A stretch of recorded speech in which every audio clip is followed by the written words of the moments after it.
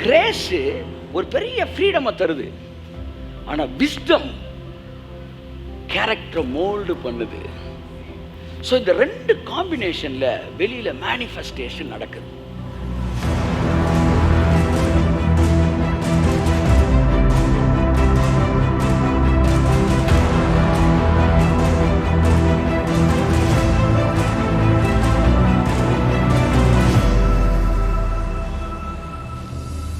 சாலமோனை ஞானத்தை அட்மையர் பண்ண அது வரும். அப்ப இந்த சாலமன் என்ன செஞ்சானா, முழு உலகத்திற்கும் அவன் ஞானத்தை பிரசங்கித்தான். பிரசங்கிய பேசும்போது ராஜாவாகிய நான் பிரசங்கியாயிருந்தேன் அப்படி எழுதல, பிரசங்கியாகிய நான் ராஜாவாயிருந்தேன். கை தட்டுங்க ராமே.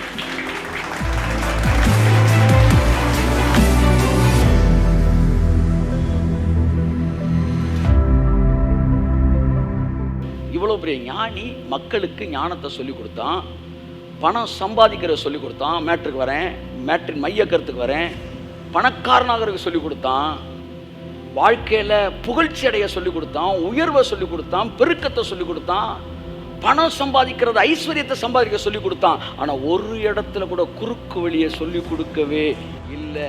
கையை தட்டு ஆமென். கிருபையை ஞானத்தோடும் புத்தியோடும் தேவன் எங்கள்கிட்ட கிருபை பெருகுது. என்ன சொன்ன? கிருபை பெருகும், கிருபை பெருகும். கிருபைக்கு ஒரு கேரக்டர் இருக்கு, அது என்னன்னா பெருகிட்டே இருக்கும். ஸ்தோத்திரத்தினாலே கிருபை பெருகும் அப்படின்னு பைபிள்ல இருக்கு. ஸோ கிருபைக்கு ஒரு கேரக்டர் பெருகிட்டே இருக்கும். ஏன் 5 வருஷத்துக்கு முன்னாடி நீங்கள் கிருபை இருந்துச்சு, ஆனால் ஒரு சைக்கிள் கூட இல்லாமல் இருந்தீங்க. இப்போ 5 வருஷத்துக்குள்ளே வந்து தேவன் கொடுக்கறதுன்னு ஒரு விஷயத்தை இந்த கிருபை கற்றுக் கொடுத்து, வந்து ஃபெய்த்ஃபுல்னஸ்னு ஒரு கிருபை, இந்த கிருபை கற்றுக் கொடுத்து உங்கள் லைஃப்பில் ஐஸ்வர்யம் பெருகிறது. 5 வருஷத்துக்கு நீங்கள் பணக்கார ஆகிறீங்க.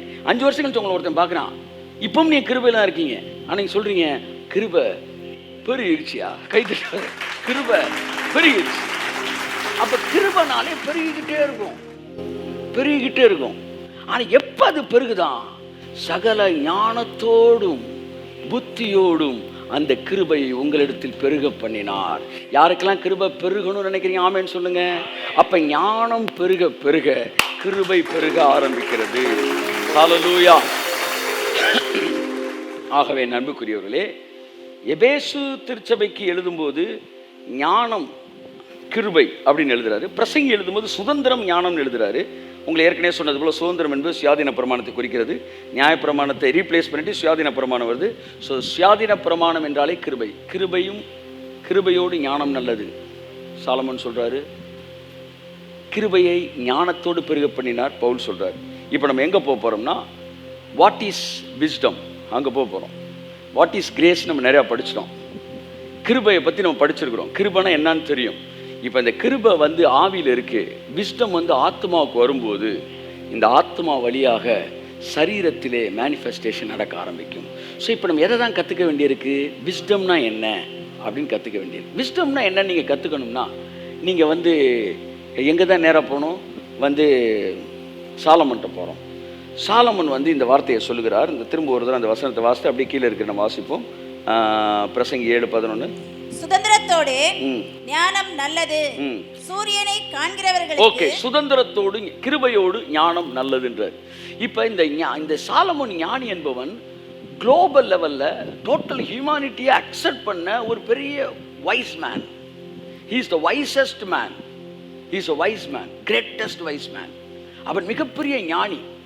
யாரால் ஏற்றுக்கொள்ளப்பட்ட ஞானி? கிறிஸ்தவர்களால் மட்டுமல்ல, புறஜாதிகளாலும் ஏற்றுக்கொள்ளப்பட்ட ஞானி. பைபிளில் இருக்கிற 2 கேரக்டரை புறஜாதிகிட்ட கேட்டால் கூட தெரியும்.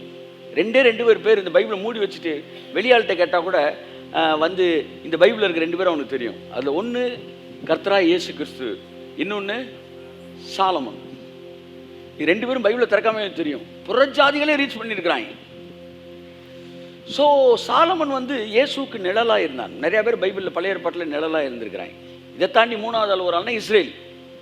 யாக்கோபு பேர் தெரியும், ஏன்னா அது நாடு அப்படின்னு இருக்கிறதுனால இஸ்ரேல் தெரியும். ஓகே, இப்போ இந்த சாலமன் வந்து உலகமே அக்செப்ட் பண்ணப்பட்ட ஒரு வைஸ் மேன். இவனை பற்றி நம்ம வாசிக்கணும்னா பிரசங்கி 2:25 வாசிப்போம். இவன் எவ்வளோ பெரிய ஆள், இவன் எவ்வளோ பெரிய ஆசீர்வதிக்கப்பட்டவன். இவன்ட்ட எவ்வளவு ஞானம் இருந்துச்சு அப்படின்ற பார்ப்போம். வாசிப்போம். என்னை பார்க்கிலும் சம்பிரமமாய் சாப்பிடத்தக்கவன் யார்? சாப்பிடத்தக்கவன் யார்? அடுத்து என்னை பார்க்கிலும் துரிதமாய் சம்பாதிக்கத்தக்கவன் யார்? கை தட்டுங்க ஒருவருக்கு. Amen. Wow wow wow. What a wisdom he had. என்னை பார்க்கிலும் துரிதமாய், அதாவது டைம் மிஷின் கிடைச்சு நீங்க ரிவர்ஸ்ல போய் யாரையாச்சும் ஒரு ஆளை பார்த்து 10 நாள் கூட தங்கலாம் அப்படின்னு சொன்னா, இயேசுவை தவிர்த்து நீங்கள் யார்கிட்ட போவீங்கன்னா, நான் எலியாட்ட போக மாட்டேன், நான் எலிசாட்ட போக மாட்டேன், நான் ஆபிரகாம்கிட்ட கூட போக மாட்டேன். ஒரே ஒருத்தன் கூட ஒரு வாரம் தங்கணும்னு நினச்சேன். அந்த சாலமன் கூட தான் தங்க நினைப்பேன் நான். காலையில் எந்திரிச்சிருந்து சாயந்தரம் வரைக்கும் இவன் என்னதான் பண்ணுறான், இவன்கிட்ட என்னதான் அறிவு இருக்குது, என்னதான் சாப்பிட்றான், என்ன பண்ணுறான், ஜோம் பண்ணுறான், எப்படி இந்த விஸ்டம் உனக்குள்ளே வேலை செய்யுது, எப்படி அவன் டீல் பண்ணுறான். ஒரு வாரம் கூட இருந்தேன்னு வச்சுக்கோங்களேன், அடுத்து ரிட்டன் ஆகும்போது நான் ஒரு சாலமனாக தான் வருவேன். ஏன்னா சாலமன் சொல்லியிருக்கிறாரு, ஞானிக்கு தோழன் ஞானி ஆவான். ஒரு வாரம் அவர் கூட உட்காந்துருந்தோம்னா பூவோடு சேர்ந்து நார் என்ன செஞ்சிடும், மணக்கும். ஆமாம், ஆனால் இப்போ நாரோடு சேர்ந்து பூ நாறுதுன்றீங்களே, அப்படி போயிட்டு இருக்கு. ஸோ பூவோடு சேர்ந்து நார் மணக்க ஆரம்பிச்சிடும். ஸோ நான் இன்னைக்கு காலையில் யோசித்தேன், ஒரு டைம் மிஷின் கிடைச்சா நேராக சாலமன் உள்ளே நுழைஞ்சிடணும்.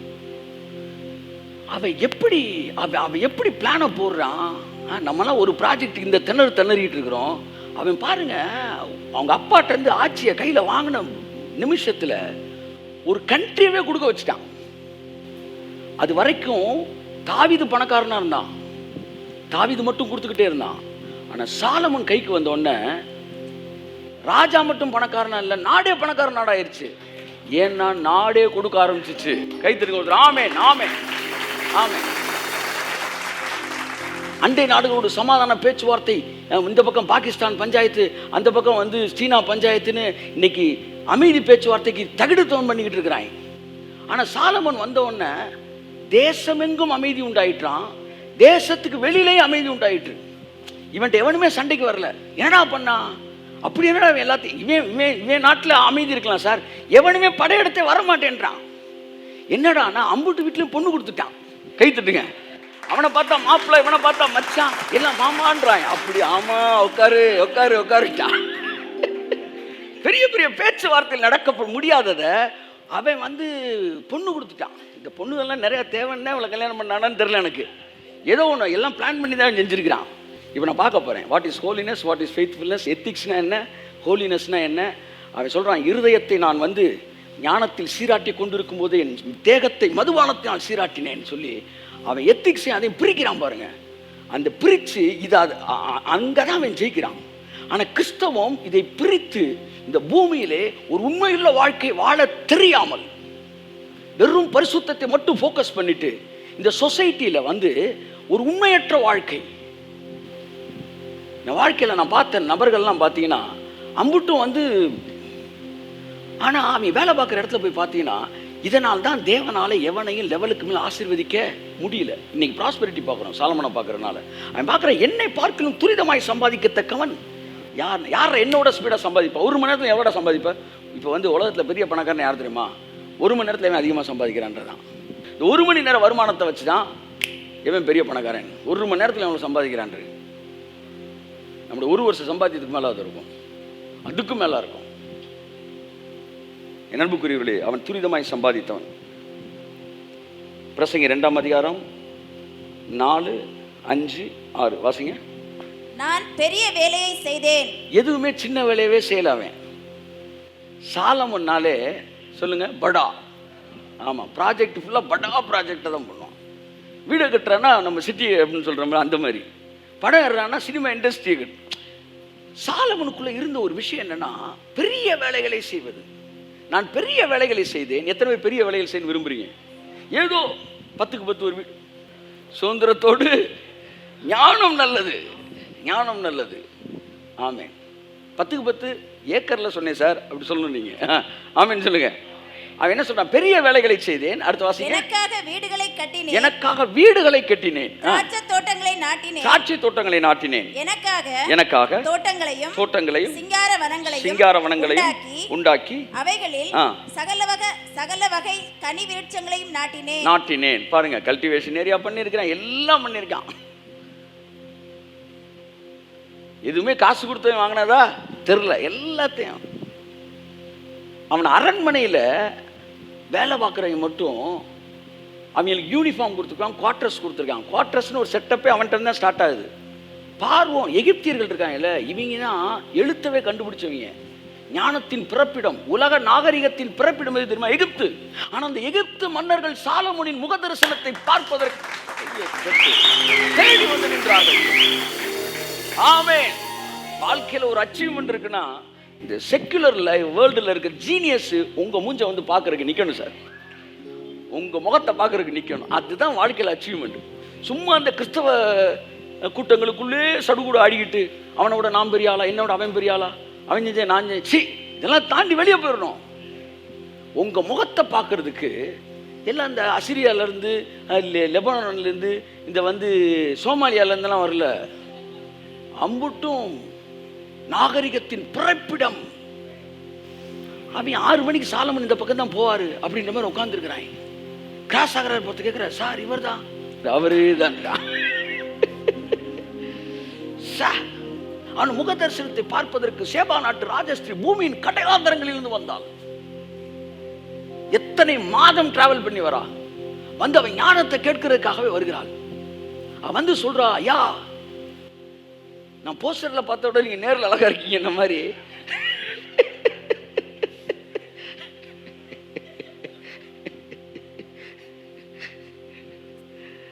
ஐயா உங்களை பத்தி நான் கேட்டதெல்லாம் கொஞ்சம், ஆனா இங்க எல்லாமே வேற மாதிரி, இது வேற மாதிரி அப்படின்றான். அங்க பாத்தீங்கன்னா வேலையாட்களே ஆயிரக்கணக்கான பேர் இருக்கான். இவ்வளவு பேருக்கு சமைச்சு போடணும்னா என்ன செய்யறது? அப்ப என்ன செய்யறான் பாருங்க, 12 மாகாணங்களை ஏற்படுத்தி ஒவ்வொரு மாகாணமும் அரண்மனையில் இருக்கிறவங்களுக்கான முழு செலவையும் 1 மாசம் ஏத்துக்கணும் அப்படி சொல்றான். அப்ப 12 மாசமும் இவன் கையில இருந்தே காசு கொடுக்காம டோட்டலா அரண்மனையவே பக்காவா நடத்துறான். ஸோ பயங்கரமானவன். அவன் சொல்றான், லெஃப்டில் வாங்கி ரைட்டில் தரேன்றான். இங்கேருந்து வந்து மரத்தை வாங்குறான், அங்கே மரம் தேவை, அங்கேருந்து இந்த மரத்தை கொடுத்து குதிரையை வாங்குறான். அப்பவே இம்போர்ட் எக்ஸ்போர்ட் பண்ண ஒரே ஆளு சாலமன்.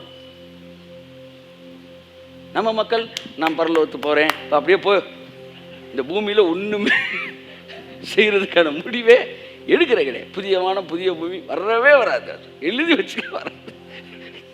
நீ வாயை திறந்து பேசாத வரைக்கும், நீ கையை நீட்டி வேலை செய்யாத வரைக்கும் சோம்பேறிகளை தேவன் ஆசீர்வதிப்பது இல்லை. சோம்பேறியின் வயலை கடந்து போனேன், முள்ளுக்காடாக இருந்தது. எது முள்ளுக்காடு? இந்த பூமி முள்ளையும் குறுக்கையும் உனக்கு பிறப்பிக்கும் என்று ஆதாமுக்கு சொன்னார். இன்னைக்கு வரைக்கும் பூமியில முள்ளும் குறுக்கு இருக்கு. அப்படின்னா என்ன அர்த்தம்? கிறிஸ்தவம் முடிங்க சோம்பேறிகளா இருக்கிறார்கள் என்று அர்த்தம். அதனாலதான் முள்ளு இருக்கு. முள்ளுன்னா என்ன? சாபம். இந்த பூமியில சாபம் இருக்கிற வரைக்கும் கிறிஸ்தவர்கள் சோம்பேறிகள் என்பதை வேதம் மிக தெளிவாக சொல்லுகிறது. ஏன்னா சோம்பேறியோட நிலம் தான் முள்ளுக்காடா இருக்கும். அப்ப இது உன்னோட நிலம் தானே, நீ கிறிஸ்தவன் தானே, இயேசு ரத்தத்தை சிந்தினார்ல, உனக்கு அதிகாரத்தை கொடுத்தாருல, அதுக்கப்புறம் இங்க சாபம் இருக்கு, பிரச்சனை இருக்குன்னா நீ நானும் சோம்பேறியா இருக்கிறோம்னு அர்த்தம். இன்னைக்கு மாறுது இயேசு நாமத்துல, கையை தட்டி ஆமென். இன்னையில இருந்து மாறுது இயேசு நாமத்துல. நெல்லையில் முள்ளுக்காடு இருக்க முடியாது. முள் என்பது சாபம், என் நெல்லையில இருக்க கூடாது. அப்பேற்பட்ட ஞானி சார் அவன். உலகமே அக்செப்ட் பண்ணிச்சு. இப்போ அவனுடைய எத்திக்ஸை பத்தி நான் பேச போறேன். அதனாலதான் அவனை தேவன் எவ்வளவு ஆசீர்வதிச்சார் அப்படின்னு பார்க்க போறோம். பிரசங்கி 1:16 வாசிங்க. சாலமன் யார் என்பதை பார்ப்போம். 1:16. நான் பெரியவனாய் இருந்து, இதோ நான் பெரியவனாய் இருந்து, எனக்கு முன் எருசலேமில் இருந்த எல்லாரை பார்க்கிலும் நான் ஞானம் அடைந்து தேறினேன். என் மனம், பயங்கரமான வார்த்தை சார். என் காலத்தை வாழ்ந்தவனுக்கு நான் ஞானின்னு சொல்லல. எனக்கு முன்னாடி எருசலேம் எவமே ஆட்சி செஞ்சான்டா, வேற சொல்றான்றான். சவுல் சார், சார் தாவீது சார், எவ்வளவு பேர் இருக்கட்டும், எனக்கு முன்பாக எருசலேமில் இருந்த எல்லோரை பார்க்கிலும் நான் ஞானவானானேன். அது உண்மை சார், அது உண்மை, அது உண்மை. அவன் வந்து சொந்த சுய பிரஸ்தாபம் பண்ணல. அவன் வந்து பிரசங்கில வந்து ஃபுல்லா அவன் எழுதின ஃபுல்லா டைரி, ஒரிஜினல் டைரி குறிப்பு, ஒரு கைதியின் டைரி மாதிரி, ஒரு ஞானியின் டைரி அது. அவன் எழுதினான். என்னை பார்க்கிலும் எருசலேம் இருந்த எல்லோரை பார்க்கிலும் நான் ஞானவானானேன். அடுத்து என் மனம் மிகுந்த ஞானத்தையும் அறிவையும் கண்டறிந்தது என்று நான் என் மனதிலே சொல்லிக்கொண்டேன். ரசிக்கணும் சார். ஒன்னு இந்த பெந்தெகோஸ்து பெருமை பெருமை பெருமை ரசிடா, ராஜரீகம்டா, அதுக்கு பேரு ராஜரீகம். என் மனம் ஞானத்தை கண்டறி. ஒரு ராஜானா ராஜா மாதிரி தான் பேசணும். நம்மளாம் ராஜா வந்துட்டு அன்புள்ள இயேசு சுவாமி, என்ன சவுண்டே ஒரு மாதிரி வருது. ராஜா ராஜா மாதிரி பேசு, ராஜா மாதிரி பேசு. என் மனம் ஞானத்தை கண்டடைந்தது பேசுறான். அட்மையர் பண்ணுங்க, சாலமோட ஞானத்தை அட்மையர் பண்ணுங்க. நீ அட்மையர் பண்ண பண்ண அது வரும். அப்ப இந்த சாலமன் என்ன செஞ்சானா, முழு உலகத்திற்கும் அவன் ஞானத்தை பிரசங்கித்தான். பிரசங்கிய பேசும்போது ராஜாவாகிய நான் பிரசங்கியாயிருந்தேன் அப்படி எழுதல, பிரசங்கியாகிய நான் ராஜாவாயிருந்தேன். கை தட்டுங்க வருது. ஆமே ஆமே ஆமே. எனக்கு ரொம்ப பிடிச்ச வசனம். பிரசங்கியாகிய நான் அப்படின்னா என்ன அர்த்தம்? பிரசங்கி ராஜாவா இருக்க முடியும். அவர் பிரசங்கி, அவர் எதுக்கு ராஜா வர்றாரு? பிரசங்கியாகிய நான் ராஜாவா இருந்தேன். எங்க இருக்கு அந்த வசனம்? 1:12 வாசிங்க. பிரசங்கியாகிய நான் எருசலேமில் இஸ்ரவேலருக்கு ராஜாவா இருந்தேன். பாத்தீங்களா? எல்லாம் சொல்லுங்க. ஒரு பிரசங்கி, சத்தமா சொல்லுங்க, ராஜாவா இருக்கலாம், தப்பே இல்லை. ஆமா, எனக்கு சாலமோனை இப்ப ரொம்ப பிடிக்குது. ஏன்னா நானும் பிரசங்கி, அவரும் பிரசங்கி. ஆமா, இதெல்லாம் எங்க சொல்றாரு? பிரசங்கியில சொல்றாரு. இல்லை எனக்கு இது வேணாம் அப்படின்னா அவன் அதிக பிரசங்கி. நான் அதிக பிரசங்கி பேசல, பிரசங்கி பேசி. பிரசங்கி என்ன சொல்றாரு? பிரசங்கியாகிய நான் ராஜாவாயிருந்தேன். அவன் என்ன சொன்னாரு? பிரசங்கிலாம் ராஜாவாகலாம், ஆனா ராஜாவெல்லாம் பிரசங்கியாக முடியாது. ஏன்னா பிரசங்கம் ஞானம் அவங்களுக்கு ராஜா வைக்கிறோம், பணத்தை கொடுத்துரும். ஆனா பணம் ஞானத்தை கொடுக்காது. ஸோ நல்லா கவனிங்க. பிரசங்கியாக நான் ராஜாவாக இருந்தேன் என்று அவன் சொல்லுகிறான். இப்பேற்பட்ட இந்த ராஜாவாய் இருந்த சாலமன் ஞானி உலகத்திற்கு பணத்தை சம்பாதிப்பதை சொல்லிக் கொடுத்தான். அவன் ஞானத்தை வாரி இறைத்தான். ஞானிகளின் வாய் அறிவை இறைக்கும். அவர்கள் இருதயம் ஞானத்தின் ஊத்துல எவ்வளவு தண்ணி எடுத்தாலும் வந்துகிட்டே இருக்கும் பாருங்க, வந்துகிட்டே இருக்கும். அப்படித்தான் அவன் வாயிலிருந்து அவன் சொல்ற 3000 நீதிமொழிகள் எழுதுனேன்றான். அவனுக்கு பாஷை மட்டும் எத்தனையோ பாஷை தெரியும்னா, அவன்கிட்ட எந்த சப்ஜெக்ட் கேட்டாலும் அவனுக்கு தெரியும்.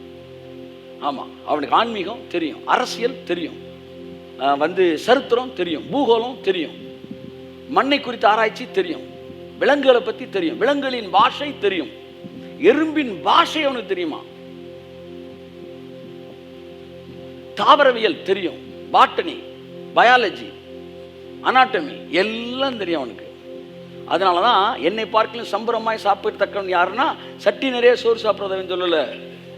நீ ஒன்று என்னை பார்க்கிலும் அப்படின்னு கருவாடும் கஞ்சி வச்சு அந்த அவனுடைய சாப்பாட்டு வரிசையை பார்த்தப்ப அவன் மிரண்டுட்டாலாம். யாரு? ஷேபா. ஏன்னா நிறைய சாப்பாடு இருந்துச்சு. இல்லை, அம்புட்டும் அவன் பிக் பண்ணி போட்டிருக்கிறான்.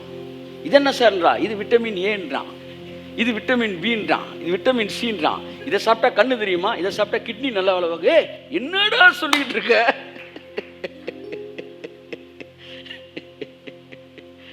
அத இயேசு சொல்லி கொடுத்தாரு, எங்களுக்கு வேண்டிய ஆகாரத்தை எங்களுக்கு தந்தரணும். அப்படி ஜெபிக்கணும். இல்லாட்டி சுகர் லெவல் கூட இருக்கும்போது எவனா ஜிலேபி கொண்டு வருவான். இயேசுனா வேண்டிய ஆகாரத்தை எங்களுக்கு தந்தரணும். அவன் பாருங்க, அவன் இவ்வளவு பெரிய ஞானி, மக்களுக்கு ஞானத்தை சொல்லி கொடுத்தான், பணம் சம்பாதிக்கிறத சொல்லி கொடுத்தான். மேட்ருக்கு வரேன், மேட்ரின் மைய கருத்துக்கு வரேன். பணக்காரனாக சொல்லி கொடுத்தான், வாழ்க்கையில புகழ்ச்சி அடைய சொல்லி கொடுத்தான், உயர்வை சொல்லி கொடுத்தான், பெருக்கத்தை சொல்லி கொடுத்தான், பணம் சம்பாதிக்கிறது, ஐஸ்வர்யத்தை சம்பாதிக்க சொல்லி கொடுத்தான். ஆனா ஒரு இடத்துல கூட குறுக்கு வழியை சொல்லி கொடுக்கவே இல்லை. கையை தட்டு. ஆமென் ஆமென். ஒரு இடத்துல கூட பொய் சொல்றதை சொல்லி கொடுக்கவே இல்லை. சார் பெரிய ஞானி சார், பணக்காரரை சொல்லி கொடுத்தார் சார் அப்படின்னா, பணம் சம்பாதிக்குன்னு வரும்போது தம்பி இதெல்லாம் தம்பி அப்படின்னு ஒரு இடத்துல கூட காம்ப்ரமைஸ் ஆகல. அதனால தான் அவன் ஞானி. கையை தட்டு. ஆமென் ஆமென் ஆமென் ஆமென். சாலமன் சொல்லிக் கொடுத்ததெல்லாம் நேர்மை. சாலமன் சொல்லிக் கொடுத்ததெல்லாம் பணம் சம்பாதிப்பது. என்ன சார், ரெண்டுல ஒண்ணு சொல்லுங்க சார். ரெண்டுமே ஒண்ணுதான், ரெண்டுமே ஒண்ணுதான். நேர்மை இல்லாதவன் எவ்வளவு சம்பாதிச்சாலும் தெருவில் பிச்சை எடுத்துக்கிட்டு தான் இருப்பான். நேர்மையா இருக்க முடிவெடுத்தவன் அவன் எவ்வளவு பிரச்சனை வந்தாலும் அவன் பணக்காரனாகத்தான் இருப்பான். அவன் எழுதுனதெல்லாம் உண்மையான வெற்றிக்கான வழிகள். அது எது? அது நேர்மை, நீதி, நியாயம், எத்திக்ஸ். நீதிமொழிகளை படிச்சிட்டீங்கன்னா நீங்க பணக்காரனாக இருக்கவே முடியாது. நீதிமொழிகளை படிச்சிட்டீங்கன்னா நீங்க நேர்மை இல்லாம இருக்கவே முடியாது. இது ரெண்டுமே ஒண்ணு. நீங்க நேர்மை இல்லாம இருக்கவே மாட்டீங்க, அதனால நீங்க பணக்காரனாக யாரும் தடுக்கவே முடியாது. என் வாழ்க்கையில் அதிகமாக இந்த பைபிளில் படிச்ச புத்தகம் ஒன்று இருக்கும் என்றால் நீதிமொழிகள். ஆகவே நான் எதிர்காலத்தில் பணக்காரனாக போனேன் என்பதை எந்த சக்தினாலும் தடுக்க முடியாது. கரங்களை திருக்கத்தை நன்றி சொல்லுவோம். ஆமென். அதாவது the ethics of earning money, the ethics of becoming prosper. பணம் சம்பாதிக்கிறதுக்கான எத்திக்ஸ் சொல்லி கொடுத்தான். கிறிஸ்தவ வாழ்க்கைக்கு ஒரு எத்திக்ஸ் இருக்கு சார். நீ கிறிஸ்தவத்தில் எத்திக்ஸ்ன்றது என்னன்னே தெரியல. 9:45 10 மணிக்கு போக வேண்டிய ஆபீஸ்க்கு 11க்கு போறான். ஆனா என்ன ஜெபம் பண்றான்? இன்னைக்கு எம்டி லேட்டா வரணும்ன்றான். அட பாவி, என்னடா எத்திக்ஸ் நீங்க சொல்றீங்க? எம்டிக்கு வழியில கால் உடையணும், எம்டிக்கு வழியில வண்டி பிரேக் டவுன் ஆகணும். ஆனா அந்த ஜெபத்தை நீ எப்படி பண்ணிருக்கணும்? ஆண்டவரே 9:30க்கு கிளம்பி நான் 9:55க்குள்ள இருக்கணும் ஆண்டவரே, அப்படி ஜெபிச்சிருக்கணும். அப்ப இந்த கிருபை இருக்கு, ஆனா என்ன இல்ல?